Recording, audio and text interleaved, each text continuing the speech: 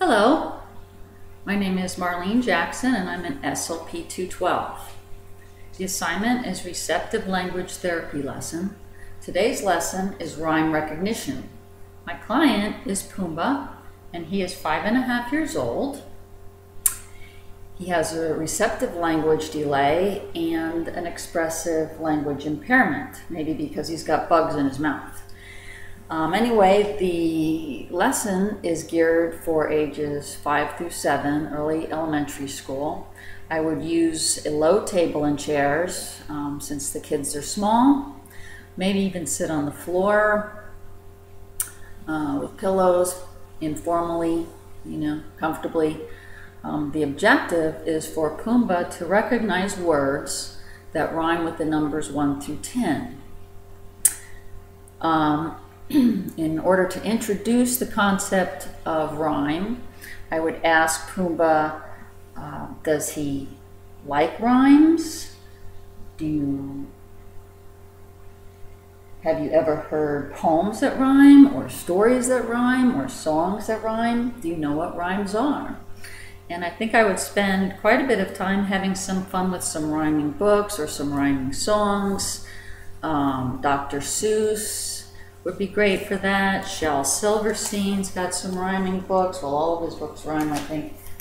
This one is Giraffe and a Half, and I spend quite a bit of time with the concept of what rhyming words are, and that rhyming words end with the same sound. And we would go over what words rhyme and what words don't rhyme. If you had a giraffe and he stretched another half, and I point out that giraffe and half rhyme, you would have a giraffe and a half. Giraffe rhymes with half. If he put on a hat and inside lived a rat, you would have a giraffe and a half with a rat in his hat. Rat and hat rhyme. And we could have so many fun books to use for that. We've got Jingle Bugs, which Pumbaa always likes anything having to do with bugs. Who's in the chimney warm and snug? Ho, ho, ho, it's Santa Bug. This is a pop-up book with great rhymes in it. What's in our stocking hung with care? Peppermint bugs to fill the air. Care and air rhyme. Snug and bug rhyme. They end with the same sound, and that's the concept that I have to try to get through to Pumbaa. Another book, Sheep Out to Eat. 5 sheep stop at a small tea shop. Stop and shop. They ask for a seat and a bite to eat. Seat and eat rhyme with each other. Sheep get menus, sheep want feed.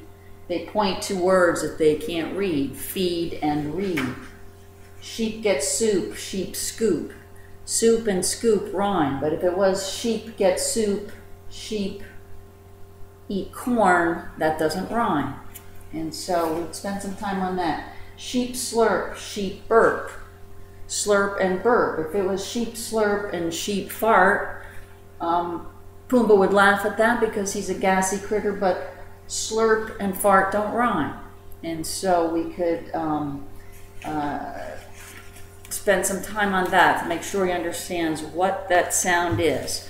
The multi-modalities that are in use for this lesson. During the lesson, Pumbaa has to listen very carefully, and so we have auditory. He's also got to visually be able to identify numbers that rhyme with words, and so we would have visual, and he has to pick up the numbers in the activity, so that would be his sense of touch.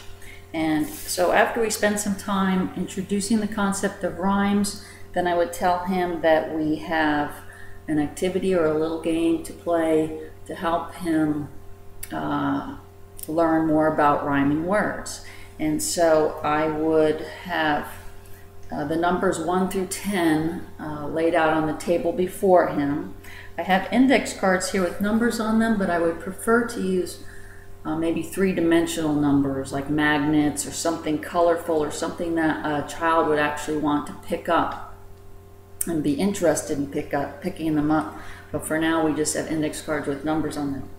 And so I would first make sure that Pumbaa could count to 10, have him count these numbers 1 through 10, pronounce them, and get a feel for that sound. And then I have a list of 20 word pairs, and Pumbaa would have to identify the number that rhymes with the pairs that I have. For example, if I said me, be, I would hope that Pumbaa would pick up the number 3. And then I would say, yes, Pumbaa, that's correct. Me and be do rhyme with the number 3. They all rhyme together.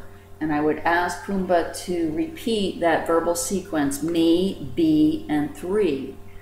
If I said wait, plate, I would hope that Pumbaa would pick up the number 8 and show it to me. And I would say, wait, plate, and 8 do rhyme.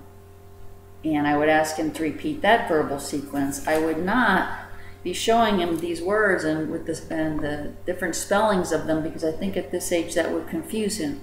Wait, W-A-I-T, and plate, P-L-A-T-E, and 8, E-I-G-H-T. They're all spelled differently when I'm just trying to get him to pay attention to the sound of those words. So I don't really want to bring the spelling into it.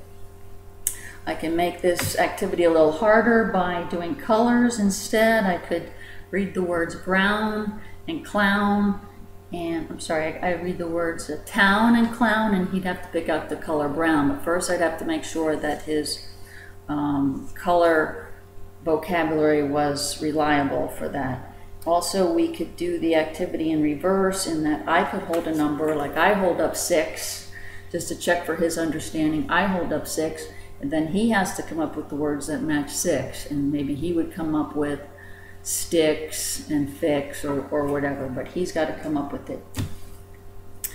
Finally, we could also, maybe for some practice, we could sing a song like Rudolph the Red-Nosed Reindeer had a very shiny nose, and if you ever saw it, you would even say it. What, Pumbaa? Close.